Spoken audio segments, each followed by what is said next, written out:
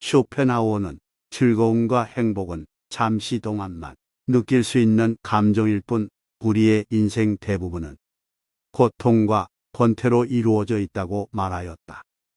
해야 할 일, 극복해야 할 일들을 하는 데서 고통을 느끼고 잠시 즐거움도 느끼지만 그 이후 할 일이 사라지면 또다시 권태가 찾아오기 때문에 즐거움과 쾌락을 찾아 나서는데 그렇게 하면 그 과정에서 또다시 고통이 찾아온다고 했다.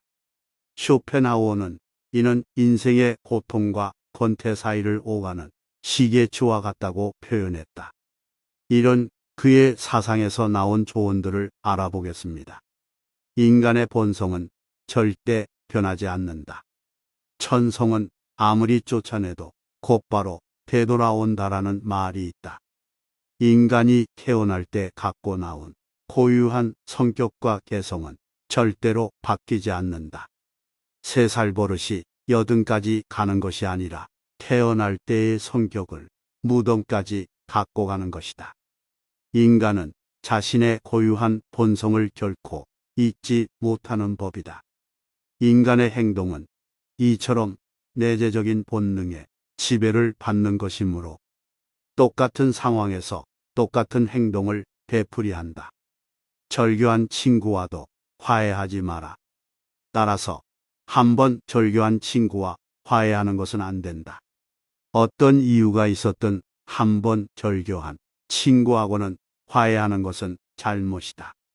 그 친구는 훗날 똑같은 상황에서 똑같은 행동을 되풀이하기 때문이다. 그때 가서 그럴 줄 몰랐다고 말하거나 배신자라고 화를 내도 소용없다. 한 번이라도 잘못을 저질러 해고한 하인을 다시 불러들이는 것도 마찬가지이다. 사람은 일단 이해관계가 바뀌면 태도가 완전히 달라진다. 따라서 그 사람의 성격이 파악되면 이 사람은 그런 사람이라는 생각을 가지고 그를 대할 필요가 있다. 혹시나 그를 받아들이는 경우에는 그와 안 좋아졌던 이유와 함께 받아들인다는 것을 명심해야 한다. 광물학자가 광물의 표본 자료를 갖고 물질의 특성을 표기해 주는 것처럼 앞으로 우리는 사람을 대할 때 우리가 관계를 맺고 있는 이웃 사람들의 성격적 특성을 마치 광물의 본래 특성처럼 분류해 둘 필요가 있다. 그 이유는 사람의 성격은 변하지 않기 때문이다. 남의 잘못을 고치는 일은 거의 불가능한 일이다. 남의 생각이나 의견은 반박해서는 안 된다. 남을 불합리한 생각과 허망에서 벗어나게 하려는 것은 비록 구약 성서에 나오는 인물처럼 969세까지 살아도 그 목적을 달성할 수 없을 것이다. 또한 남과 얘기할 때는 아무리 호의적으로 말한다 해도 상대방의 잘못을 비난해서는 안 된다. 남의 감정을 사기는 쉽지만 그 잘못을 시정하기는 매우 어렵기 때문이다. 만일 남이 차마 귀로는 들을 수 없고 전혀 이치에 닿지 않는 말을 하더라도 개입할 필요가 없다. 단지 그가 서투른 연극을 하고 있다는 것을 알고 있으면 된다. 이 세상에서 진리나 교훈을 전하려는 사람이 혹시 자기의 임무를 완수했다면 그것은 행운에 속하지만 대부분의 사람들은 그 과정에서 오해와 부대접을 받거나 아니면 저항과 학대에 시달릴 수밖에 없다. 그러므로 자신의 의견을 남에게 납득시키려면 열을 올리지 말고 끝까지 진실하고 냉정하게 설득을 해야 한다. 자기 의견을 말하면서 열을 올리면 듣는 사람은 그의 말이 지성에서 나온 말이라고 판단이라기보다는 관철하려는 의지에서 나온 것이라고 생각하기 때문에 더욱 납득하려고 들지 않을 것이다. 너는 틀리고 나는 옳다고 말하는 것은 사람이 할 수 있는 가장 어리석은 말 중에 하나이다. 비밀을 고백하면 비밀의 노예가 된다. 개인적인 비밀은 깊이 숨겨두어야 한다. 아무리 친한 친구라 해도 객관적인 자기 모습만 보여주는 것이 좋다. 주관적인 입장에서는 친구도 역시 남이기 때문이다.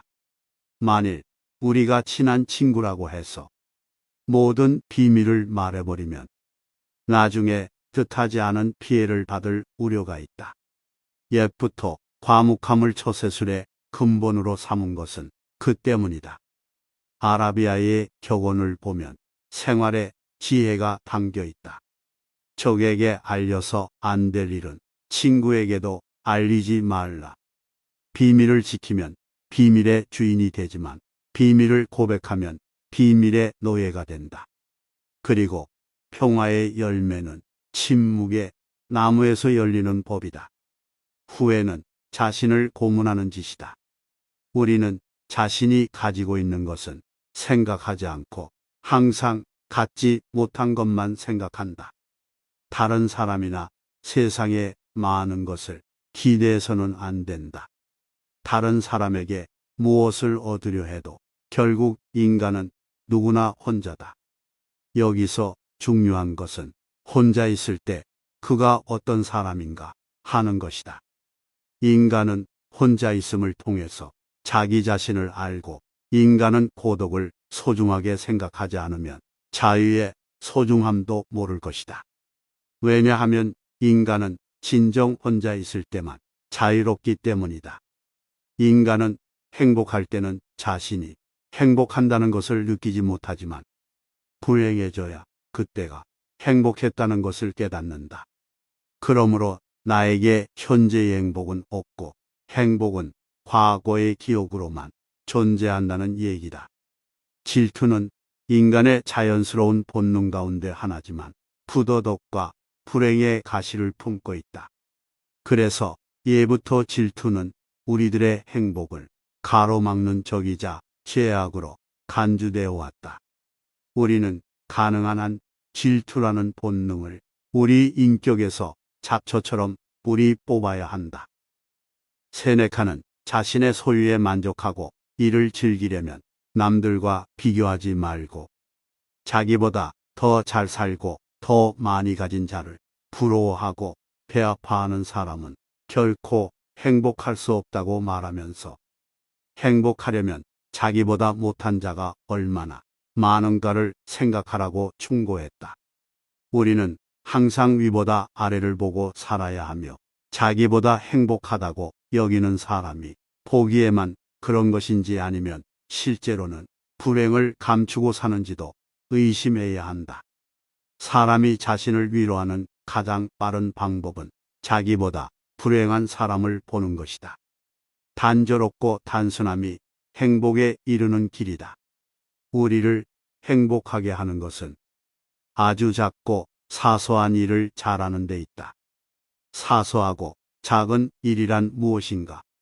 아무도 만나지 않고 혼자서 책을 읽거나 음악을 듣거나 명상을 즐기고 혹은 마당을 쓸고 꽃을 바라보는 일들. 이런 것들을 말할 수 있다. 일상의 평범한 일 그 자체를 말한다. 우리는 넓은 곳을 바라보기보다 좁은 시야를 바라볼수록 또 행동 범위가 넓은 것보다 좁을수록 더욱 행복을 누릴 수 있다. 세상을 넓게 보면 욕망이 커진다. 시야와 행동 반경이 넓어질수록 욕구가 더욱 발생하고 욕구가 생기면 그것을 이루려는 걱정과 불안이 증가된다. 사람을 많이 만날수록 친구가 많을수록 좋아하는 사람이 많을수록 소망과 욕구의 접촉 범위가 커지면서 불행을 자초할 수 있는 기회와 환경이 커진다. 행복해지기 위해서는 의지와 마음이 동요를 적게 해야 한다. 괴로움은 적극적인 마음에서 비롯되고 행복은 소극적인 마음에서 나온다. 마음의 안정과 고요와 평온함은 야망과 부산스럽고 시끄럽고 바쁜 것으로부터 오는 불행보다 훨씬 낫다. 우리는 성취 뒤에 오는 절망과 허물을 이미 알고 있기 때문에 이런 전제가 가능한 것이다. 작가나 화가나 음악가들의 예술 작품을 창작하면서 행복을 묘사할 때 전원적 목가적 자연 풍경과 고요함과 아름다움을 그리는 것을 보아도 인간의 행복이 어디서 오는 것인지 잘 알 수 있다. 그들은 행복을 묘사할 때 늘 한적한 시골과 자연 풍경과 외로움과 고요함을 찬미하고 있지 않은가. 예술가들은 단조로움과 단순함이 행복의 기본적인 조건이라는 것을 잘 알고 있다. 단순하고 단조로운 삶 그것만이 행복을 누리는 길이다. 결국 인간의 행복과 불행은 마음먹기에 달렸지만 단순하고 단조로움을 견딜 수 있는 사람은 지적인 생활을 감당할 수 있는 정신적 소양을 갖추어야 한다. 그래야만 권태라는 그늘에서 벗어날 수 있다. 가까운 사람과 돈 관계는 절대 하지 마라.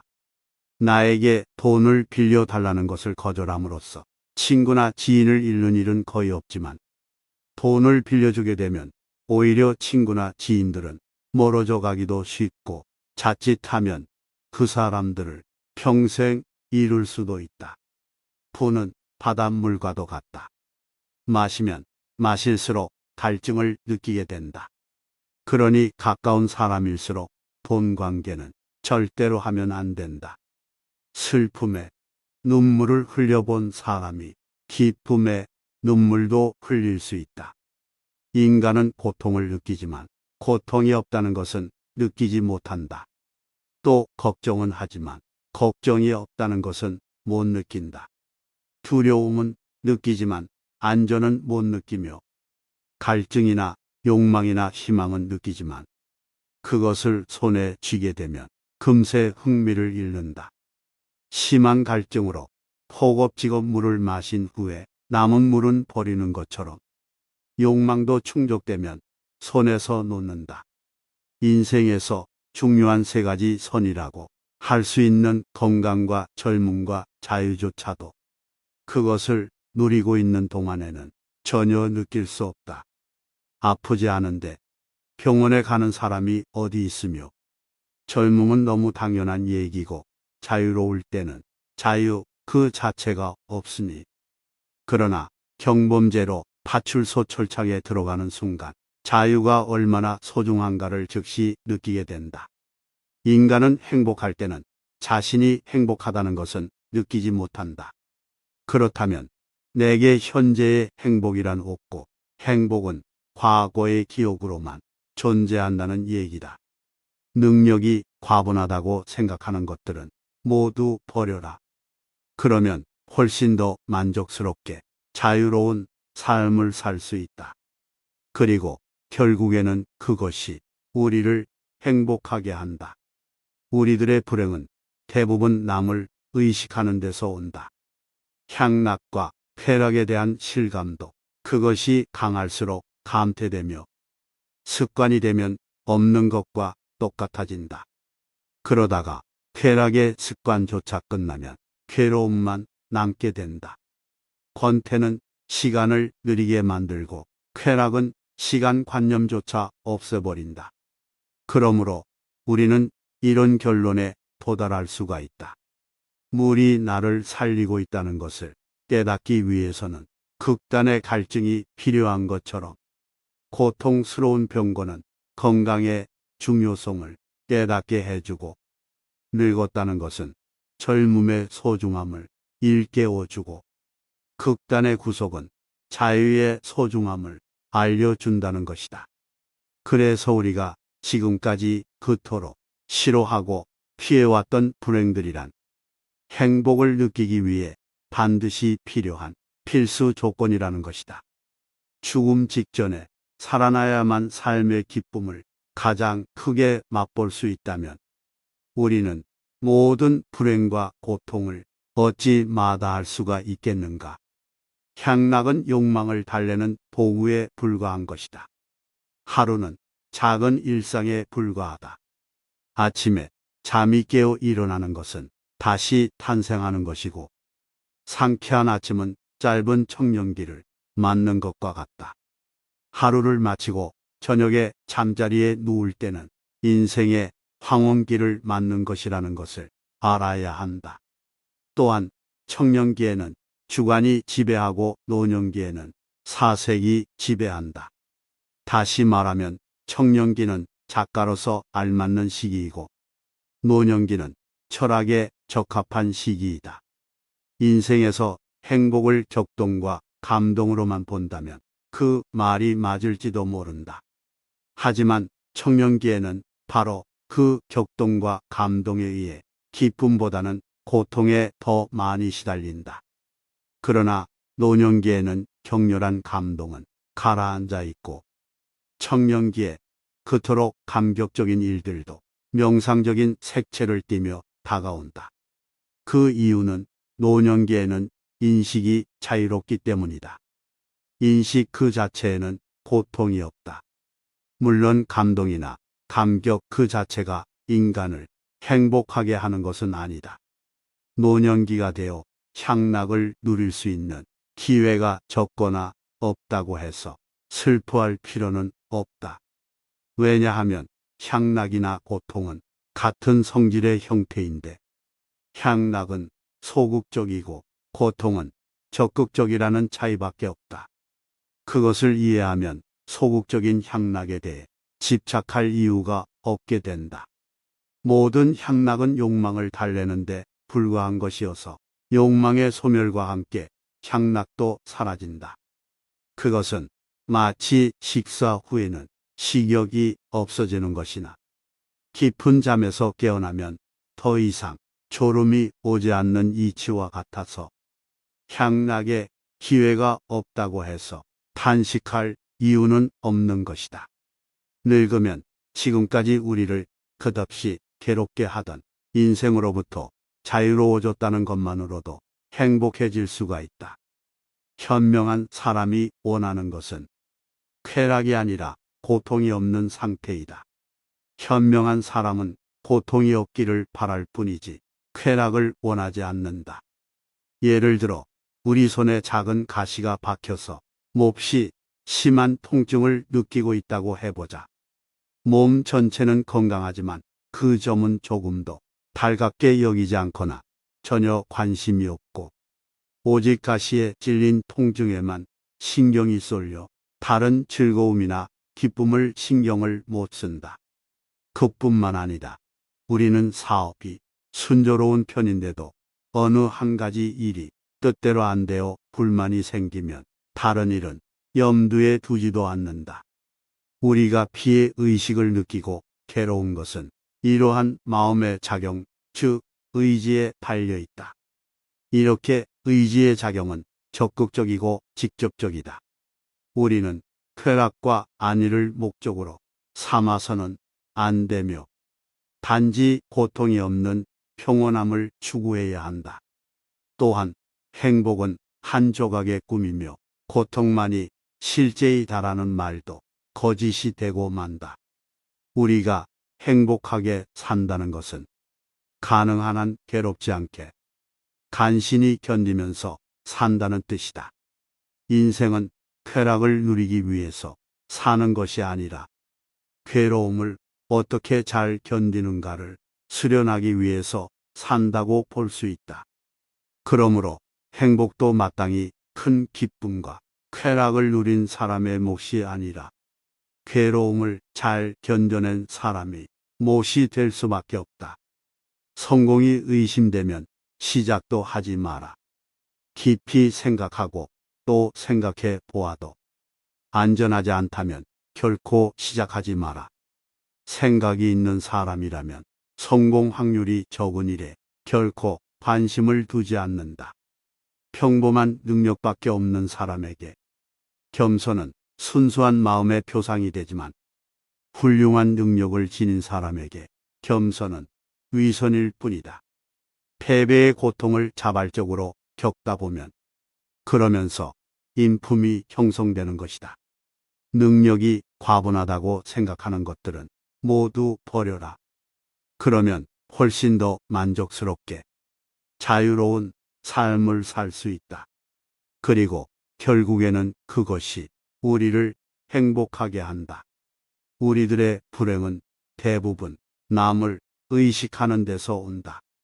평범한 사람은 어떻게 시간을 보낼까 생각하지만 현명한 사람은 어떻게 시간을 사용할지 노력한다. 지금까지 지혜의 길 안내였습니다. 시청해 주셔서 감사합니다.